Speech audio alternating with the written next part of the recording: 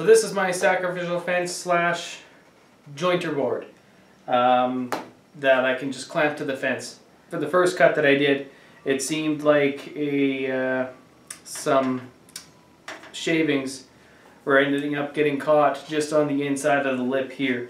Hopefully that's just because I didn't have it set right the first time. I'll have to use it a little bit more to see for sure, but hopefully that's an easy change. It'll save me $1,000 because I don't have $1,000 for a jointer. But I do already have a table saw and a bunch of scrap wood, so I can rebuild this at any time. But I'll find out how well it works later on. So, yeah, have a good one.